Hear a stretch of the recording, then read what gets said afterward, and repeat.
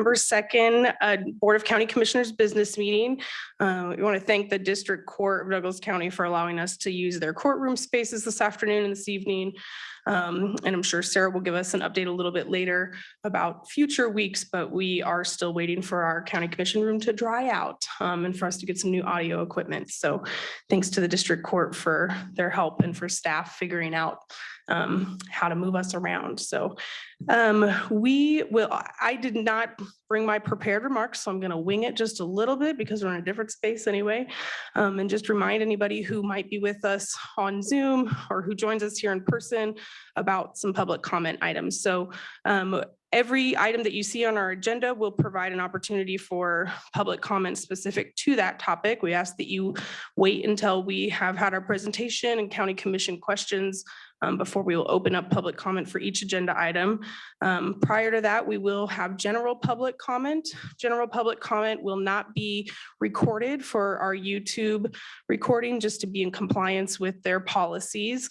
But we do welcome folks to provide us with general public comment about anything not on today's agenda, but related to general county business. All comments will be limited to 3 minutes. They should be directed at the county commission. And we will ask that you state your name and residence for the meeting minutes. If there is anybody here in person that wishes to provide general public comment, we'll call on them first. Then we'll go to folks who are online. A reminder for people on Zoom, please plan to use the raise your hand function if you wish to make public comment, and staff will call on you and unmute you. We do reserve the right to remove or mute any speaker who is rude, vulgar, or inappropriate. And we also want to remind folks that if you're listening online but do not have a phone, tablet, or computer screen, you won't be able to view any of the presentation materials, but they are available on our website for later reference. And with that, we will move into our consent agenda, and I'll ask if either commissioner wishes to remove anything for further discussion. Seeing none, I'll double check if anybody in the public, just a reminder to raise your hand on Zoom if you wish to remove anything.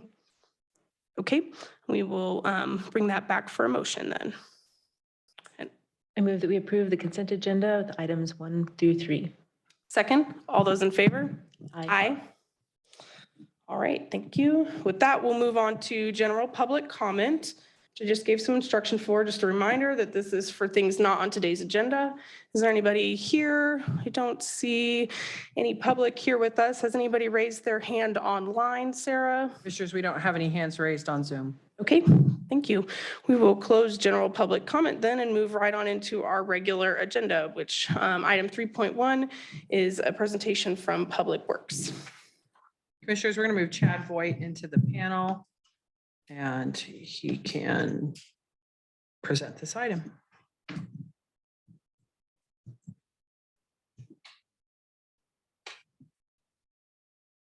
Chad, you're in the panel, so here you go. All right, good evening, commissioners. So this first item tonight is a request to award a construction contract to our low bidder on a fairly large road improvement project. It's Route 458 between E1500 and E1600 road. This is on N1000. It's 1 mile long road improvement, and we've been planning this for quite a while. Earlier today, I looked and we started setting money aside in 2014 for this project. So we're happy to get to the point where we can build it. This is part of a long-term multi-year process of putting shoulders on some of our more heavily traveled routes. Rural roads tend to have a lot of accidents due to road departures, and the shoulders help keep people on the road. If you're driving around this time of year, oftentimes you have to slow down to dodge a deer. A shoulder gives you more space to be able to maneuver to do those kind of things, and gives you more visibility of the deer entering the road. It also, and other vehicles on the road, even in broad daylight, it gives vehicles way to maneuver. So shoulders have for a long time been identified as a priority in the county on heavy routes. We've been doing this now for about 20 years on our major routes, and the other day I added up and we've gotten 26 miles done, and this would be 1 more mile in that group of that type of projects. This one is a little more aggressive in that we're going in and actually modifying the elevation of the road. We're going to lower the high points, which form those hills that kind of block the view. So sight distance right now is an issue on this particular roadway. So we'll lower those hillsides and sort of fill in the valleys just a little bit, like 2 or 3 feet on those hills, and that helps dramatically with sight distance. That, in addition to the shoulders and then flatter roadside ditches, really makes for a much safer road. This is a pretty heavily traveled route. It's about 2,500 vehicles a day. It's sort of the confluence of several routes, and it's a direct extension eastward from the last project we completed, which is Haskell extended south. So this really will be kind of the final phase in the Route 1055 approach to this type of work. There's been a plan for quite a while to do shoulders from Baldwin to Lawrence on Route 1055. We feel at this point we've gotten with this project enough done that it's time to move to Route 1061, where we're seeing a lot of increased traffic from the intermodal facility in Gardner, a lot of folks coming up from Highway 56 to Eudora. So once we complete this project, our next major road improvements will shift over there, Route 1061 south of Eudora. And again, road shoulders, culvert replacements, that kind of work. So this project came in with a good bid. It's higher than we would have estimated a year ago, but it's lower than the trends we've been seeing. So we're fairly happy with it. We had an engineer's estimate for 3.6 million. This came in at 3.035 million. And it's a good bid. It's a good contractor. We're looking forward to getting going on this. Construction would start next spring as soon as the weather breaks, and we would hope to wrap it up by the end of the year. So you've seen some of this previously. We negotiated with 17 landowners for right-of-way, and you've seen approval of those right-of-way purchases. It's also been in the capital improvement plan for several years. So with that, I'll just see if you've got any questions. Thanks, Chad. I appreciate it. My only question is really a curiosity, since you are adjusting the height of the hills. I'm just curious where do you move all that earth to? Is it redistributed in the area or is it taken away? Well, there is quite a bit of grading involved in not only the modifying the road elevation, but also moving those ditches and building those shoulders. We're actually filling the existing ditches to make those shoulders. So there again is some dirt work. So areas get cut, areas get filled. And at the end of the day, we're near a net balance. Anything that isn't balanced gets hauled and the contractor owns that material. So it shouldn't be a dramatic part of this project, though, with the amount of balancing we're able to do. We're able to lose some of the cut material in different areas and kind of get things to balance. Thank you. Any other questions from commissioners? Just a comment that there are a lot of homes and driveways along that stretch of highway, and that added sight distance for the road improvements are going to be a huge safety gain. And I'm glad to see that route kind of get completed there. So thank you for the work. Okay, seeing no other questions, I'll open this up for public comment. Is there anybody who is online that wishes to provide public comment on this item? Commissioners, I don't have any hands raised. Okay, thanks, Sarah. All right, we'll close public comment, bring this back for discussion. This is certainly a much needed project. And since we actually had some discussion about it on our consent agenda a few weeks ago, a couple of people have reached out and said that they were asked some additional questions and said that they were really excited to see this on the radar who live in the area. Any other additional comments before? Otherwise, I'd entertain a motion. I move to approve the project 2016-17 and awarding the contract to King's Construction Company for Route 458, 1055 road for drainage and road improvements. Second, all those in favor? Aye. Aye. Great. Thanks, Chad. Thank you. All right, with that, we'll move on to item 3.2. Sarah, Jay, you're here with us to make this presentation. That makes sense. Jay Garrett, Welcome. Director of Capital Projects will update us on this project. Good evening, commissioners. Here today to discuss the remodel project for AP payroll move in the old Stone Courthouse. As you're aware, elections moved out roughly a year ago, which cleared out some space and would allow us to consolidate staff and better use the square footage we have. And so that is really what this project is all about. First step in many, I think. The project was approved, I believe, back on July 27th by the commission. And inside of that overall total project budget, we were carrying a contingency amount of roughly $30,000. As is many times the case when you get into old buildings and start uncovering things, we've run into some surprises. We did some really proactive things with some of the construction contingency dollars to kind of undo some things that were done in the 70s to the courthouse that weren't so sensitive to its original historic character. And it's really great. I think you guys should go over and tour. It's done primarily the big item that we really looked at working on was the extent of the existing suspended ceilings that were in. Once we got all kind of the old ones down and we're looking, we realized we didn't have so many utilities up there as we were concerned about. So we were able to pull some of that. They had a fascia up against the exterior wall very close to it, which was cutting off some of the historic windows that go almost 12 feet up. And so we were able to pull that back and reduce some of that. As part of that, we got into repairing a whole lot of additional historic plaster that was up there and hidden by those ceilings. And so that really was the primary contributor to kind of usage of our contingency dollars. We were being very careful until about a week ago. We got one more surprise, which was the mechanical system. We had replaced air handlers upstairs, but at the various endpoint, that was not replaced at the time we replaced the primary equipment. And our preferred contractor for building automation systems was in and expressing some concerns. And what we had was kind of a Jimmy rigged diffuser from the 70s that they had put some air control sensing devices in, which what we really call that in today's terminology is a VAV box. And so they were adamant that the right answer was to take out those existing pieces of equipment and put back an appropriate VAV box that will talk to the systems we have upstairs now that are basically new in the attic, and allow the automation system to give our maintenance staff good information about how everything is operating. And so that's really the primary reason that I'm back in front of you today asking for some additional dollars to kind of finish off that project. They are laying carpet today. We are very close really to being done over there.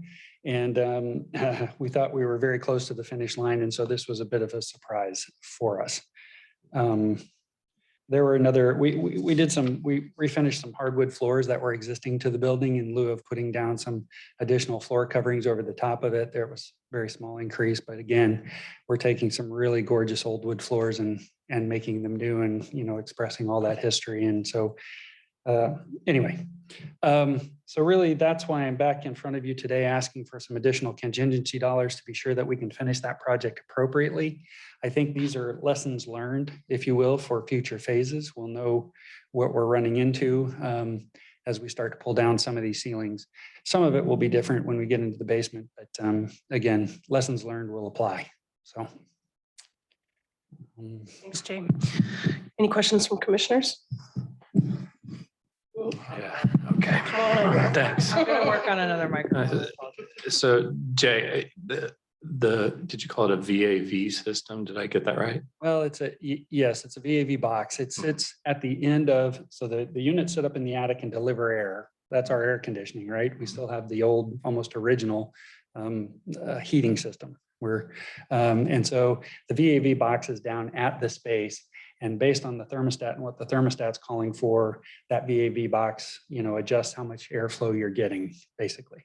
So is there any cost savings that comes from having a more automated system, either for maintenance or just from, energy costs by updating this system?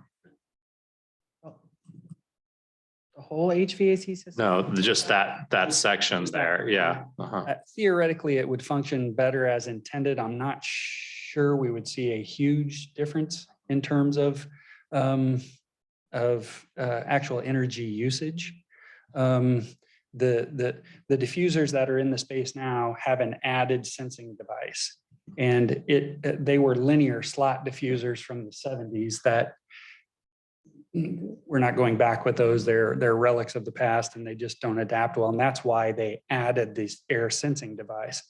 The right way to do it now would be to replace all of that with this VAV box.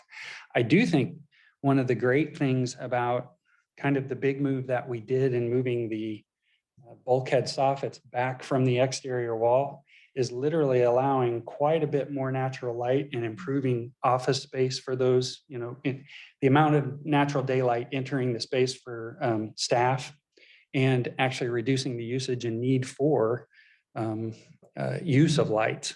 And so if there was a move that we did that really is making an energy difference or improving environment for staff, that's the one.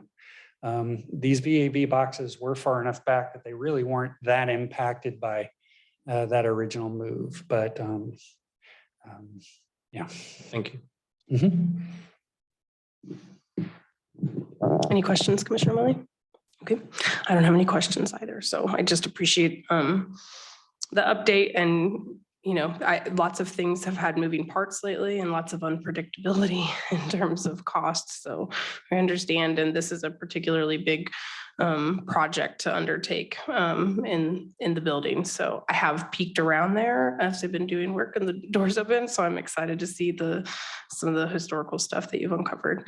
With that, I'll open it up for public comment. Is there anybody online who wishes to provide public comment on this item? Commissioners, I don't have any hands raised for public comment. Okay, thank you. We'll bring this back for discussion. Something you just said, Jay, reminded me of I watched last week's meeting that I missed, and Chad was talking about how the bridges built in the 70s are the ones that need to be replaced. And they're not holding up as well as the ones that were built in the 30s. So I feel like this is another example of sort of a testament to some early original construction. And it sounds like we are restoring the integrity of the building and the space too. So any further comments from commissioners? Jay, I appreciate it. I have a value around making sure that the workspaces are more efficient and that the workspaces are better spaces for those who work in them. And then the third one I'd say is that value of, bringing back as much of the historical value of the Douglas County. I mean, I during the 70s, I know there was lots of things we did to cover up, and, we didn't celebrate that as much. And so I appreciate that. So this feels like dollars well spent. Yep, we'll be excited to get that tour that you just offered. All right, with that, I'll go ahead and make a motion to approve an additional $25,000 in project funding for the courthouse AP payroll remodel project, creating a revised total project budget of $389,138. Second, since I have the mic. All those in favor? Aye. Aye. Great, thank you. Thanks, Jay. That will move on to appointments. I don't have my computer open, but I do remember that Sarah sent something this afternoon. Actually, we might have two. Is that right? There are commissioners. Commissioners, there are two, but you have not had much time to review them. So if you'd like additional time, we can certainly do them next week. The Farm Bureau has made their recommendation for the Farm Bureau appointment to Food Policy Council is one of them. Yes, Cheryl Hunsinger. And so if you want more time, we can certainly give you more time. Personally, I think, thank you for that reminder. Sorry for not having that pulled up. But, Farm Bureau has landed on somebody. I know their Food Policy Council, sorry, I'm trembling over my words, has had a few open seats. So I'm glad to see one get filled, and that I'm happy to make a motion to appoint Cheryl Hunsinger for Food Policy Council. Can you give me a second? All those in favor? Aye. Aye. Everything is a formal vote. And then commissioners, I did send on, and I think you may want a little bit more time. We did have a letter of recommendation for a lived experience person for the Criminal Justice Coordinating Council. And then I've received several letters of interest related to the Peasley Board and the reframing of the Peasley Board. So I owe those to you. I'm going to try to get those repackaged and sent to you in advance of next week's meeting. And I think those are the only. Is there also a senior resource? Oh, yes, that's right. Okay. Do- I'm making myself notes so I There can, is a senior resource center. I'll see if I can find it. It's all right. I think it's okay to wait another week if that's Yeah. okay with commissioners and follow up with Sarah with any additional questions we might have. It was Tricia Nice. Patricia Nice was recommended. And she, but if we want to wait, I can try to resend that to you guys and you guys can look at it for next week. We'll do that next week. Okay. Okay, thanks for the reminder. Well, I'll remember to put that on my memo for next week too. Okay. With that, we'll move on to miscellaneous and Sarah's memo. I'll turn it over to you, Sarah. Thank you, commissioners. My weekly memo is attached. I do want to point out that next week, we do not have a work session at 4 o'clock. So, but we do have one on the 16th. That meeting on the meeting on the 16th, Commissioner Reed and I will both be absent for that meeting. I'm doing my best to try to keep that agenda light. Jill will run the meeting for you on the 16th. For next week, we are planning to put the capital improvement plan back on the agenda for adoption. So if there's additional questions or concerns, just, we'll have staff here to answer those, but we'll have that on the agenda for next week. That leads a little bit to where we are today and how things are going over at the historic courthouse. I've had a lot of conversations with buildings and ground staff as well as IT staff. We still have water remediation that we're doing in the building. I anticipate, but it is now just located in the county commission chambers. ServaPro has been really great to help us out, and we are now have full use of the lower level for the appraiser's office and the treasurer's office. And the attic is fine. We still have higher moisture levels in the county commission chambers than we should have. Right now, I don't have a definite time that ServaPro will be done in the commission chambers. I think there's a distinct possibility they're going to be in there for another week or two. But the amount of moisture that we have on hand. In addition to that, the other barrier to relocating back into the commission chambers is our audiovisual and equipment in that space. I would say most of it is a complete loss at this point. We are working with our vendors to order additional new equipment that we can have in that space, but I think it will be several weeks before we're able to have that equipment in place. And there's a possibility we might be able to get loaner equipment in the meantime, but until I know until the room is ready to be in, I've not rushed that conversation. So at this point, I am planning that we will be over here in the law enforcement center as long as the judges will have us until the end of November. So our last meeting in November is on the 30th. And my understanding is the chief judge is comfortable with that. We may be in different rooms depending on what's going on, but just the audiovisual equipment here is better. I am going to try to see if we can get 3 microphones for moving forward, but I do not have full cost estimates at this time because we're still waiting on quotes for the audiovisual equipment. But I do think we're going to be located elsewhere for a while. In addition to that, I do want to mention that, as we talked about last week, I'm trying to give the commission and the public updates as to where we are on progress with the treatment and recovery campus.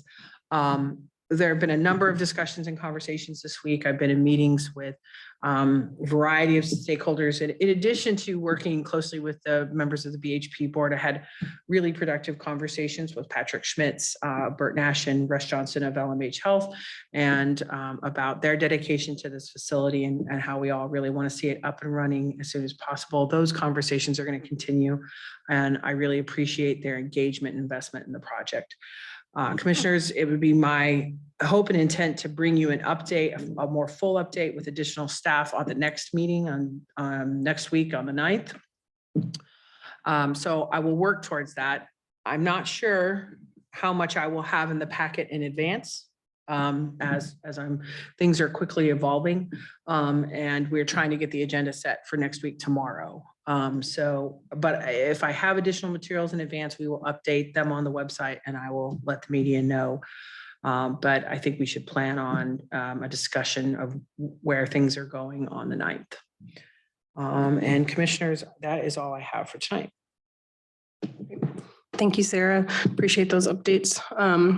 I just had a little bit of a miscellaneous update, which is just to, well, thank both my fellow commissioners for holding down the fort in the meeting last week. And I had a great time with our Director of Behavioral Health Projects, Bob Transky, in Lucas County, Ohio, my first visit to Toledo, Ohio, and which is another pretty river city.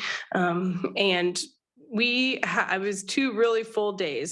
This was put on by National Association of Counties, and it was the final site visit in a series of site visits that predate my time on the commission. I think they predate the pandemic. And then there was a big lull. And so the last 2 site visits were this year. And it was a really great opportunity to connect with some other elected officials and other people in similar positions to Bob's, or Katie Fitzgerald, our criminal justice coordinator, doing a lot of similar work and facing a lot of similar challenges that we are in terms of creating a real crisis care continuum and figuring out how all the different parts of the system, both between the criminal justice system and our healthcare systems, talk to each other and coordinate and really have some wraparound care options for folks in our community. So it was really robust. I think that there's lots of takeaways for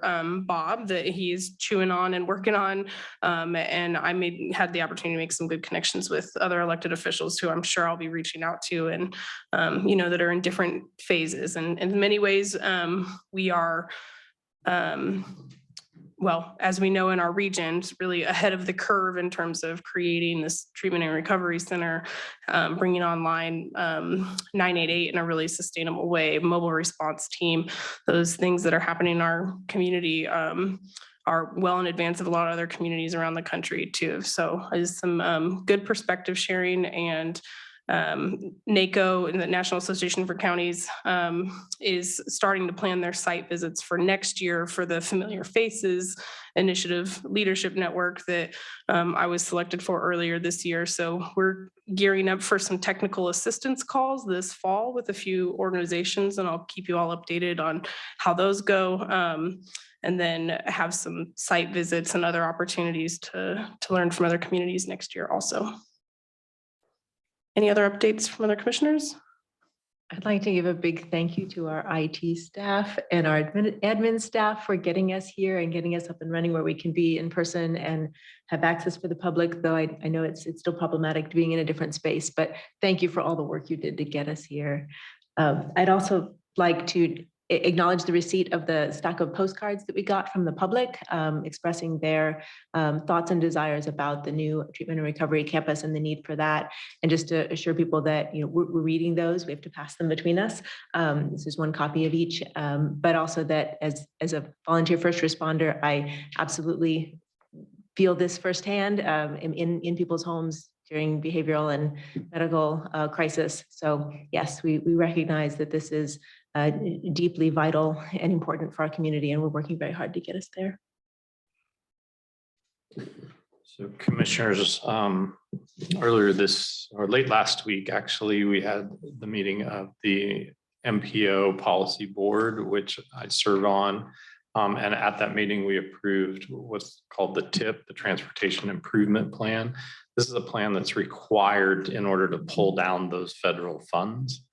I have in the plan, in the approved plan that was passed by that group and it was out for public comment, did include the Wakarusa extension.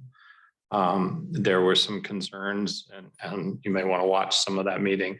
There were some concerns expressed by some of the members about that plan and where that is. And my question for Sarah is, I know we talked about a letter to the city asking for some clarification.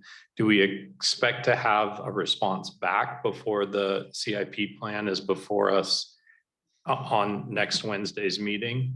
Commissioners, yeah, I don't anticipate we will.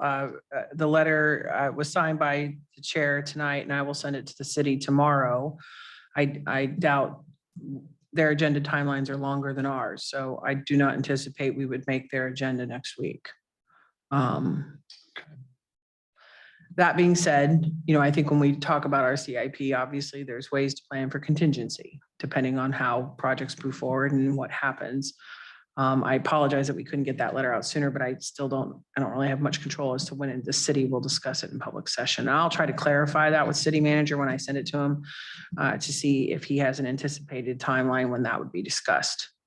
Okay, that might be something for our conversation, that CIP plan coming to us next week. And you might want to take a look at that. We did decide to go with what had been publicly disseminated and that plan was in there. So just want commissioners to be aware of that we had that. All right. If we have no other updates, or do you have some information, Do we Karen? have a scheduled item we'll both be at? Are you going to the extension breakfast? Oh, yes. It seems like maybe all three of us will be there. And I did provide that information to Robin earlier this week, so she's publicly noticed it.